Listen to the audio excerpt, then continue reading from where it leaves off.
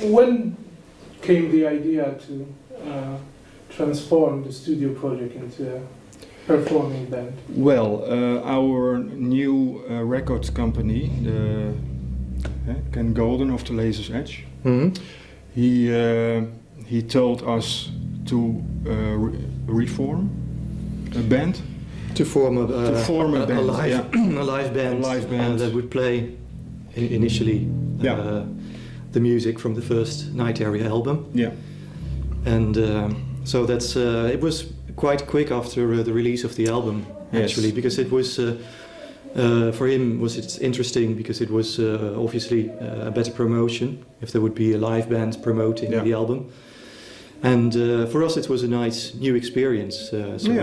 And he had immediately a plan to flew Night Area into America to play at Nearfest, which we are very pleased with it. There was a direct reason also behind it that way too. We immediately had a goal as a band. We worked towards this, this very important gig at Nearfest where we knew we would be in front of all these progressive music. It was a jump start. Fans so that was a very nice experience, and I was very, very surprised that actually during the first gig there were people singing along to our songs, and which was completely. I mean, for me it was one of the most special experiences with Night Area. It's now 10 years ago. Yeah, 10 years ago, and in 2007, I guess, the second album came. Yeah, and under new and sign. you were still quite a big group of people. I mean, seven of you. We started with 7 people, 7 band members, and then it became 5. I think on the third one you established yourself as a 5-piece band. Yes, the third one was 6-piece. It was with Annie. 6-piece. 6-piece. Yes, and the fourth one was with 5. And the fifth one is 5 still. Still 5. Yeah, but other members. Next record after different. Your debut, The Sun Also Rises. To the Nine Path, including this album. It was kind of developing your style. Yeah. And Thanks. I think with Nine Paths you just reached, I don't know, you became supernova or something, because then you changed the style quite a bit from Hyperdrive. Hyperdrive is a very different album from the albums before. Huh? Yes, I think the main reason is that the songwriting initially was, the compositions were always done by Gerben. And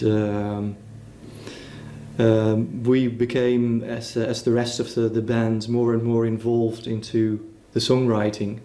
And the big change, which already started slightly with Nine Paths, was that other members also started to write the music for entire songs, entire compositions. So initially it would just be, finding a part for a guitar part, for instance, or something. So the interpretation of the arrangement. And later on it developed into complete songwriting, which is on Hyperdrive very apparent, because there are many different writers for all kind of songs. So that was, I think, the main reason behind the more or less big change that you can hear between Nine Paths and Hyperdrive. Less syntho, more prog. And we hope to reach a broader market for it. Perhaps. And more strict compositions, I would say. No more 11, 12-minute pieces. Well, I wouldn't exclude that. I mean, we still, I think the way we've written for Hyperdrive was a very natural way. We just you know, everything came naturally. We worked on songs, and you know, for Hyperdrive, it just came about that the songs were not very long in general compared to previous records. But I think in the future we might still, you know, venture into a 20-minute song or something.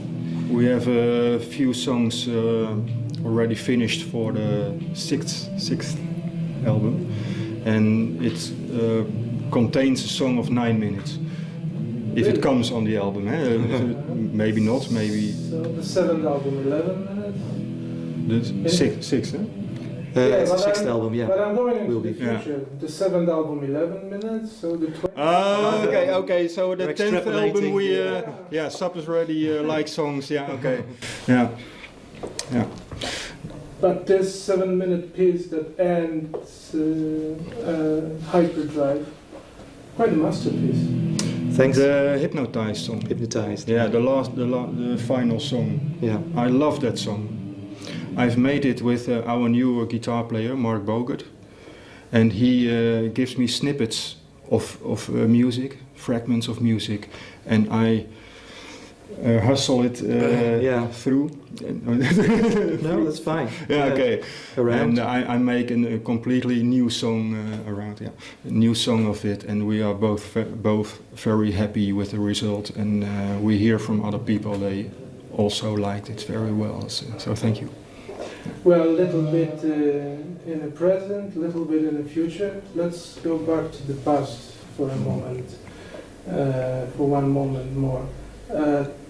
Those 4 first albums, you were like a symphonic rock act. Yeah. What were your influences really then? For Were me, you trying to achieve something new, or just no. give a tribute to the past? It's more like a tribute. It's very easy answer because I'm a huge Genesis fan from the area from 1970 to 1980, and both of the singers, also Phil Collins and Peter Gabriel, and I love that kind of music. Seconds Out is my favorite live album ever, and I want to reproduce in a slightly different way to make symphonic rock again. But I also hear a little bit of my favorite group from the 70s now, and Camel. Camel. Yeah. I'm a huge Camel fan as well. Yeah, I love Andy with his bluesy, soaring guitar and his emotions in it, and I'm very happy with Camel. And yes. Yeah, actually, there was a label on our first CD, a small sticker from the record company. If you like Camel, if you like these kinds of groups, then I think you should be interested in this album. Yeah. So we can say that the first 4 albums were kind of tribute. Yeah. To your favorite bands. From the past. Because I wrote the songs and. So perhaps now you are just trying to define your own style. Yeah, but I agree with the change because I'm also a huge Deep Purple fan. I grew up with Made in Japan from Deep Purple, which is a very heavy album, I think, and I'm very happy with this change. It gives freshness in the band. We are all happy with the change, and it's tighter and more guitar oriented, and I like that. Not a problem for me at all. In the end, tell us about the setlist that will be played today. Mm-hmm.